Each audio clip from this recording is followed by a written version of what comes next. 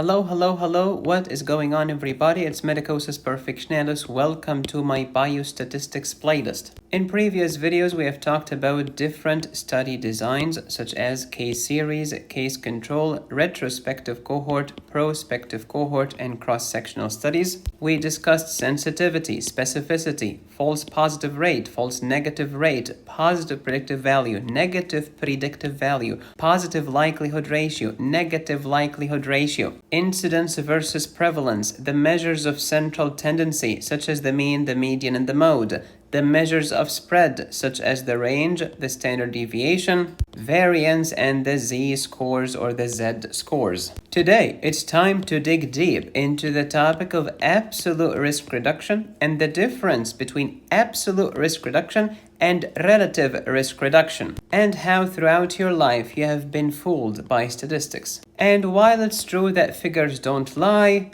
liars can figure. Click the like button, click the subscribe button, and let's get started. This is my statistics playlist. Please watch these videos in order to improve your odds of understanding. No pun intended. By the way, I have a playlist titled Statistics and another playlist titled Biostatistics. There are many practice problems with answers towards the end of this video. In 2015, a branch of the World Health Organization known as the International Agency of Research in Cancer, shook the world to its core when they announced that 50 grams of processed meat, a group 1 carcinogen, per day can increase the risk of colorectal cancer by 18%. Oh my goodness, this is dangerous. And then by the time this got to the newspaper, they said the following: bacon, ham, and sausage have the same cancer risk as cigarettes, warned the experts. Of course, if you have ever cracked a pathology textbook open in your life, you realize that this statement is a load of bilge water. Processed meat is not the same as cigarettes. Get your head out of your sphincter. So what did the news media get wrong? Almost everything. Do you know what the term group 1 carcinogen even mean? It means we're confident that this is correlated with cancer. It tells you nothing about the magnitude of that risk. And let me tell you something. The magnitude of the risk of cancer from cigarettes is much greater than the magnitude of risk from processed meat. Now, what are the chances that your average journalist knows about this tiny distinction? What's the probability that any journalist anywhere even cares to know? And that's why society is going to hell in a handbasket. And if that mistake was not enough, there is a second mistake. The headlines did not tell you that this 18% is not an absolute risk increase, but a relative risk increase. What's the difference? If it were an 18% rise in absolute terms, you should be very concerned indeed. But since this is a rise in relative terms, i.e. it's a relative risk increase, you should not be worried too much. Let me explain. Let's draw 100 people. This is 10, 10, 10, 10, 10, that's 50. Repeat that again, that's 100. And then let's talk about the first group, which is 100 people that never eat processed meat, ever. Out of these 100 individuals, roughly about 6 individuals will develop colorectal cancer, or cancer of the colon and or the rectum. Now on to the second group. 100 people that are always eating processed meat. They are lifelong consumers of processed meat. How many of them are going to develop colorectal cancer? The answer is 7 out of 100. Oh, so this is an increased risk of just 1 out of 100, or 1% in absolute terms, but it's 18% in relative terms. And that's how headlines like these fool people left and right. They even fool doctors who should know better. Because let's be honest, the main reason doctors went to medical school is because they suck at math. And last time I checked, statistics is a branch of mathematics, and doctors suck at that as well. So among the 100 persons who never eat processed meat, about 6 of them developed colorectal cancer. 18% of that, to use the number reported by the WHO, 18% or 18 over 100 times 6 over 100 is 1.08 over 100. Oh, it's just one extra person, turning the 6 out of 100 into 7 out of 100. This is the extra person that we added. And this is about 7 in 100. So in 100 individuals that eat processed meat on the regular, 7 of them are going to develop colorectal cancer. So the difference between 6 in 100 and 7 in 100 is 1 in 100, or 1% in absolute terms, and 18% in relative terms. The former is the absolute risk, the latter is the relative risk. And that's how you go from 6 in 100 to 7 in 100. This is a rise in 18% in relative terms, and it's an increase by 1% in absolute terms. If you wish to see more videos like this in the future, drop a heart emoji in the comments. So 7 in 100 minus 6 over 100 equals 1 in 100, or 1%. This is the absolute risk increase.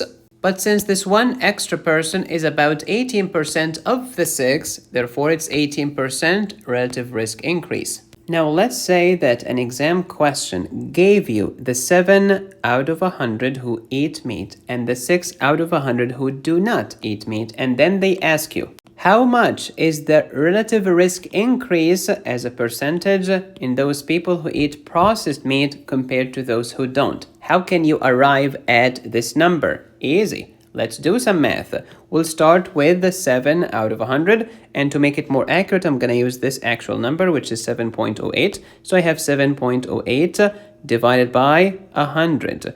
All of this is divided by the people who do not eat processed meat. And these are 6 out of 100, just like you see here. Okay, then you cancel this denominator with this denominator, so you end up with 7.08 divided by 6, which is going to give me 1.18. Be very careful with this number. What is this one? This is the risk before eating any processed meat. And what's the 0.18? This is the increase in risk after I eat the processed meat. So it's an increase by 0.18, which suspiciously enough equals 18%, which is amazing. It's almost as if the math is mathing. If you wish to download these doozy colorful notes, go to medicosisperfectionalis.com. I help you learn, understand, and pass exams. If you want me to personally tutor you, reach out to me on my website. Let me tell you something that drives many students insane. When it comes to risks, whether absolute or relative, I can be exposed to something bad, in which case my risk will increase, or I could be exposed to something good, in which case the risk will decrease. And that's why we have two types of absolute risk difference. The difference could be an increase, in which case we're going to call it absolute risk increase or absolute risk rise, or it could be a reduction in the risk. So we call this absolute risk reduction, or ARR for short. So, cigarette smoking, exposure to asbestos, exposure to lead or to arsenic or whatever, these are bad things that increase my risk of disease. On the other hand, using a seat belt, adding a gate or a door outside of your house instead of leaving your front door exposed. Prophylactic therapy or vaccines, these are things that are supposed to make you safer, i.e. reduce your risk, at least on paper. So, you're being manipulated every single day, left and right, by people who don't care about you. How does the news media scare the living lights out of you? By reporting on the bigger number, which is more scary, and ignoring the smaller number as if it doesn't exist. If they just said processed meat increases the risk of colorectal cancer by 1%, people will yawn and smirk and go on with their lives. But 18% is way more scary. Another group of people who don't give a hoot about you are pharmaceutical corporations. Let's say that they try to invent a drug that competes with aspirin as an antiplatelet therapy that should lower your risk of heart attacks and strokes. If these are the numbers for the new medications, guess which one is going to be reported? Guess which one is going to be blasted in your face and in your doctor's face? Our new drug decreases the risk of strokes and heart attacks by 18%. Whereas the absolute risk reduction will be buried deep down in the footnotes, written in microscopic font that cannot be seen by the unaided eye, or not reported at all. Don't ask, don't tell. Not only are most patients fooled by this, many doctors or most doctors are fooled by this as well. While most people know almost everything about Lionel Messi, Taylor Swift, and Nancy Ajram, statistics is not sexy. Most people are not exhilarated about the p-value. For them, p stands for pathetic or poor. So next time when someone throws a number in your face, just ask a specific question. Is this the relative risk or the absolute risk? Because it makes a big difference. Because as my boy Mark Twain used to say, there are 3 kinds of lies. Lies, damned lies, and goddamn statistics. Figures don't lie, but liars can figure. Once upon a time, 3 accountants were being interviewed for a job in a big corporation. The CEO asked the first accountant, "Please look at these financial statements and tell me what the net earnings or the net profit is." The accountant looked and looked and looked and did some math and said the net profits are X. Second accountant did some math, but a different type of math, and said the net profits are Y. The third accountant was very clever. He said to the CEO, quote, "How high do you want your profits to be?" He got hired on the spot. It's all about kissing the gluteus maximus. And may honesty and integrity be damned. And that's why society is toast. So how not to be manipulated by the news media or by corporations?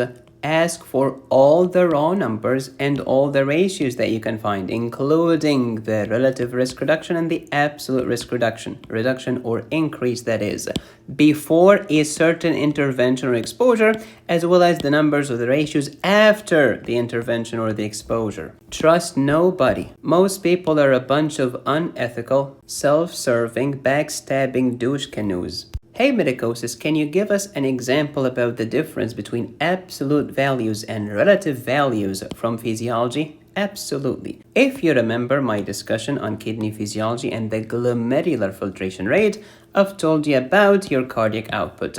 Each ventricle of your heart pumps or ejects about 5 liters of blood every minute. 5 liters of blood in every minute. Roughly about 25% or 20% of this goes to the kidney alone. The kidney is a very important organ, both kidneys I mean. So your kidneys receive about 25% of that cardiac output. Out of all of that blood that reaches the kidney, 55% of that is plasma. Because if you know your hematocrit, the hematocrit is 45%, which is the volume of the red blood cells to the total volume of the blood. And if the red blood cells are 45%, therefore the plasma will be 1 minus 45% or 55%. And this is called the renal plasma flow, which is 55% of the total renal blood flow.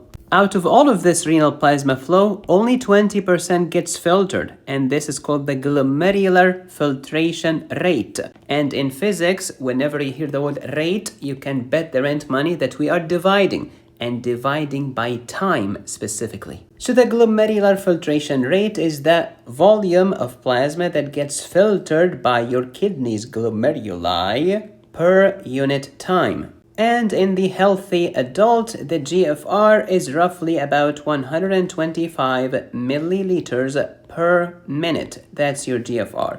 Okay, Medicosis, I want you to tell me about my glomerular filtration, okay? Do you want me to express this in relative terms or in absolute terms? If you want your filtration in relative terms, it's 20%. 20% relative to the renal plasma flow. If you want it in absolute terms, it's 125 mLs in every minute. That's the difference. So the filtration fraction, i.e. relative terms, is GFR over renal plasma flow, roughly 125 mLs per minute, divided by 600 milliliters per minute, which is about 20% in relative terms. If you want your glomerular filtration in absolute terms, it's the 125 mLs per minute. Next, some mathematical pearls for the pros. Whenever you hear the term reduction, you can bet the rent money that we're subtracting or reducing the quantity by another quantity. You will see this in absolute risk reduction, for example, or relative risk reduction. When you see reduction, we're subtracting, okay? What if we see the term relative? Oh, something relative to something else. So it is something divided by something else, so we are dividing, okay? What if you see the term rate? It also implies division. And if this is physics, It's dividing by time. Time has to be in the denominator in physics. So speed is the rate of change in distance. Velocity is the rate of change in displacement, and acceleration is the rate of change in velocity. Whenever you hear the word rate, we are dividing by time. Please refer to my physics playlist to learn more. Yes, I teach physics and chemistry and biology and anatomy and physiology and pathology and pharmacology and gynecology and pediatrics and everything you can imagine. So what is the absolute risk reduction? Definition: it's the difference between the risk in the unexposed group.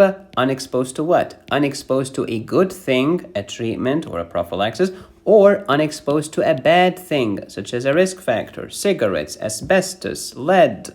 Okay, so the control group versus whom? Versus the risk in the exposed group, i.e. the treatment group that is exposed to the treatment or to the intervention or to the surgical procedure or to the antibiotic prophylaxis or to adding seat belts, etc. When do we use absolute risk reduction? We use it in cross-sectional studies, cohort studies, and clinical trials. I've talked about all of these before in my biostatistics playlist. Now, how about the formula or the math? To calculate the absolute risk reduction, we need the absolute risk in the unexposed group or the control group minus, hence reduction, absolute risk in exposed group. The exposed group is the treatment group or the intervention group, the group that received the drug or received the vaccine or added the seat belts or added an extra lock on their door, etc. You can also say that this is the event rate in the control group minus the event rate in the treatment group. So it's the difference in absolute risk between two groups or the difference in event rates between two groups. Same thing, same idea. What if you flip the absolute risk reduction? By flip, I mean, what if you find the multiplicative inverse of the absolute risk reduction? 1 over ARR equals the number needed to treat, which will be the topic of an upcoming video in this biostatistics playlist. By the time you watch this video, my video on NNT is probably uploaded to my playlist. And of course, math is math. You can adjust this to become absolute risk reduction equals 1 over NNT. So if they give you the NNT and they want the absolute risk reduction, you can calculate it using this equation. Back to the example of processed meat. Can we use these numbers to find the absolute risk reduction? Absolutely yes. Absolute risk reduction equals the bigger number minus the smaller number. It's always bigger minus smaller if you want to end up with a positive number. Of course, we would like to end up with a positive number. Otherwise, we're going to lose our minds. So I'm going to start with the bigger number, which is 7 out of 100. This is the event rate in the exposed group. Exposed to what? To a risk factor known as processed meat, minus the event rate in the unexposed group, which did not eat processed meat, and that was 6 in 100. And then you do the math. 7 minus 6 is 1. The denominator is common, so it's 100, which gives me 1% or 0.01. And this is the absolute risk reduction, but this time I'm not going to say reduction. This is an absolute risk increase or absolute risk difference to be more generalized and inclusive. Now, if you want the actual number, do not approximate, do not abbreviate, use the actual number, and this is your absolute risk increase rather than reduction, but it's the same concept. You always subtract, it's always the bigger number minus the smaller number, whether you're being exposed to a bad thing or to a good thing. What is the event rate? It's the number of events in a certain group over the total number of people in that same group. So there is an event rate for the control group, so it's control over control, and event rate in the treatment group, which is treatment over treatment. Number of events over the total number of all the subjects. And we will have some practice problems very soon. So, exposure to a good thing, such as a prophylaxis, a vaccine, seat belts, regular maintenance for your car, etc. And there is bad exposure, i.e. risk factors, cigarettes, asbestos, etc. For the good exposure, we have absolute risk reduction. For the bad exposure, you can call it absolute risk increase or absolute risk difference, or better, attributable risk. What is the risk attributable to the cigarettes or attributable to the asbestos exposure. In the former, it is the event rate in the control group minus event rate in the treatment group, because this number is greater than this number and you want your result to be a positive value. So you always subtract the small from the big, which means you always start with the large number. However, with attributable risk, it's the opposite. It's the event rate in the exposed group, not the control group, minus the event rate in the control group rather than the exposure group. Why is that? Because in this situation, when we're talking about bad things, the event rate in the control group who did not smoke will have less cancer than those who did smoke. And as you know, you always start with the large number and then subtract the smaller number. Next, let's flip like a whopper flopper. If you flip the absolute risk reduction, it becomes the number needed to treat. And if you invert the attributable risk, it becomes the number needed to harm. We shall talk about NNT and NNH in subsequent videos in this biostatistics playlist. This reminds me of what the famous mathematician Carl Jacobi, when he said, invert, always invert. Now you better solve these problems correctly before I invert your gluteus maximus. Now I want you to pause the video, grab a sheet of paper, a sharp pencil, a nice eraser. You can use a calculator, better if you do it without a calculator, and let me take you to class. Pause the video and try to solve this one. Go! Question number 1. Of all the people who took placebo, 9% developed influenza. However, out of all of the people who received the influenza vaccine, only 3% contracted the flu. What's the absolute risk reduction caused by the influenza vaccine? How do you find this? Absolute risk reduction is reduction. Therefore, we're always subtracting. Subtracting what? Small number from the big number. What is the big number? The big number is 9%. And what's the small number? The small number is 3%. 9% minus 3% is 6%. So the correct answer is B, as in biostatistics. What I'd like to do is to make it more precise. 9% is the same as 9 in 100 minus 3%, which is 3 over 100, which equals 9 minus 3 is 6 over 100 or 0.06 or 6%. But hey, Medicosis, aren't you just wasting time and wasting paper? Isn't this shorthand good enough? Well. I like to do it this way because now I have the event rate for the unexposed group, which means the control group, minus the event rate in the treatment group or the intervention group or the group that was exposed to the vaccine. This tells me that out of every 100 person who did not get the vaccine, 9 got sick. And out of 100 people who got the vaccine, only 3 got sick. This is the number of events in the control group over the total number of people in the control group. This is the number of events in the intervention group or the treatment group or the exposed group divided by the total number of people in the treatment group. And the answer is 6%, of course. Here's the same answer in more color. Please take a moment to pause and review. Question number 2. What would you do? Now pause. Let's go. In a certain community, out of every 100 people who were unvaccinated against measles, 12 got measles. On the other hand, out of every 100 people who got the measles vaccine, 2 got the measles virus or disease. What's the absolute risk reduction? Absolute risk reduction is a reduction, so we're always subtracting. You always start with the bigger number and then you subtract the smaller number. Okay, start with the control group because this is the one that will have the greater number. Out of every 100 people who did not get the vaccine, 12 got sick. Minus the people who got the vaccine. Out of every 100, only 2 got afflicted. This is old school. 12 minus 2 equals 10. 10 in 100 is 10%. You can also write it as 0.1. You can also write it as, simplify this into 1 in 10. And of course, the correct answer is going to be 0.1, which is the same as 10%. If you want to convert a decimal to a percentage, you always multiply by 100%. So the 0.1 becomes 10%, which means that the measles vaccine reduced the risk of contracting measles by 10% in absolute terms. If you wish to simplify, 12 over 100 is 12%, and then minus 2 in 100 is 2%. 12 minus 2 is 10%, which is 0.1. Here's the same answer in more color. Pause and review.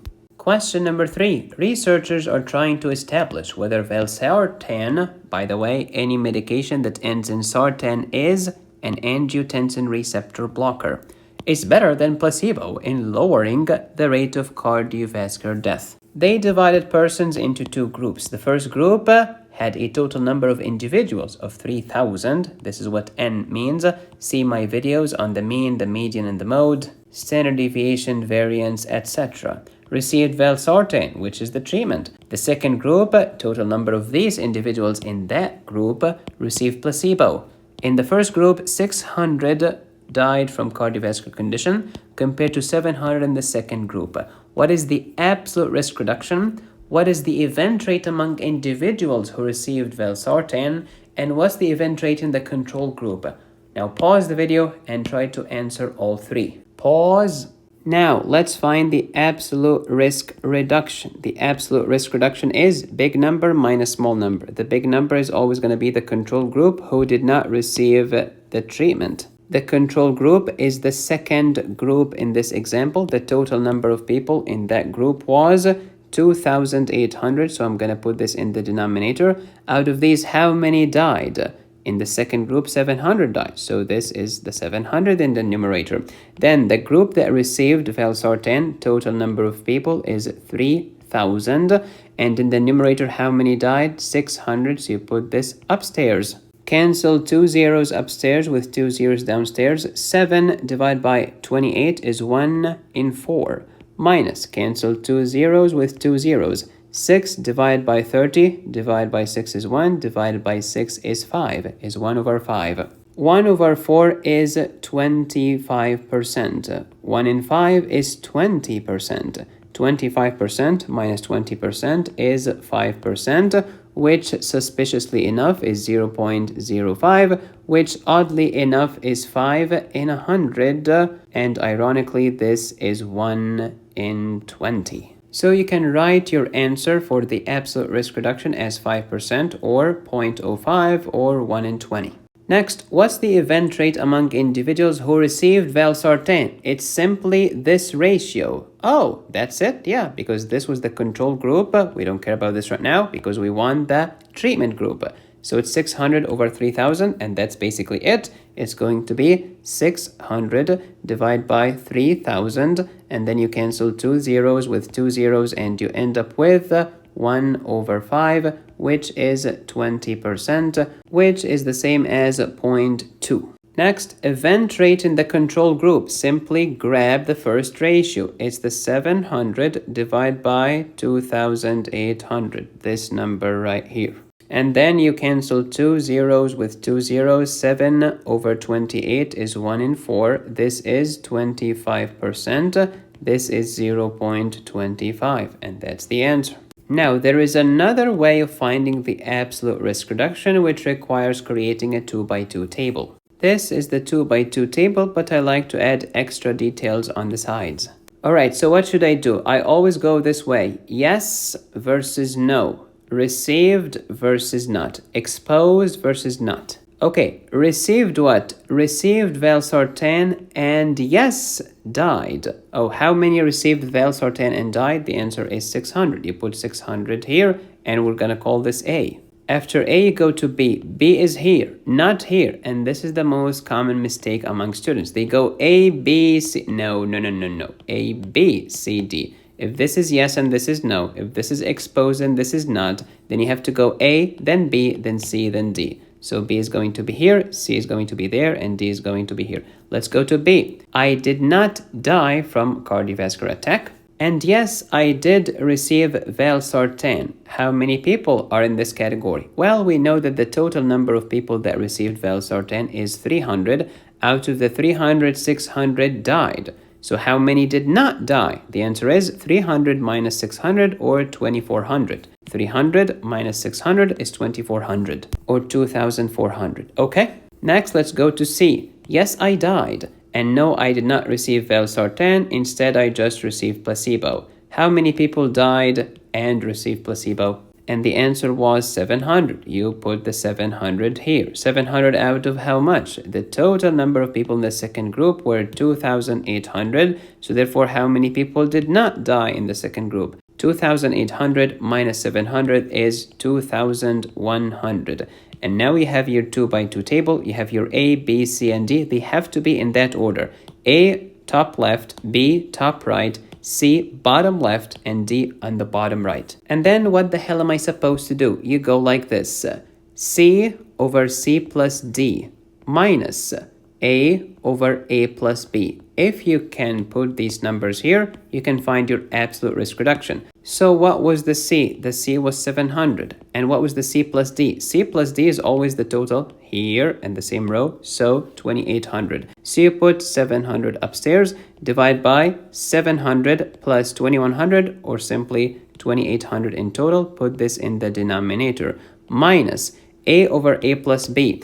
A is 600. A plus B is going to be 600 plus 2,400, or 3,000 in total, just like that. And voila, you will arrive at the same answer that we did before. It's this number minus that number. This ratio minus that ratio. Some people prefer the second method, others prefer the first method. You can use whatever you want. I prefer that you know how to use both, because on some exams you will be in a pinch. The time will be running out. You have 17 seconds left. It is very difficult and time consuming to do A, B, C, and D. It's going to take more than 17 seconds for sure. But if you know that it's always the bigger number minus the smaller number, and you always put the total number of people in the denominator, you can do it faster by going straight to the answer instead of figuring out what is the C and what is the A, etc. And here are the same answers in more color. Please pause and review. Question 4. Now pause the video.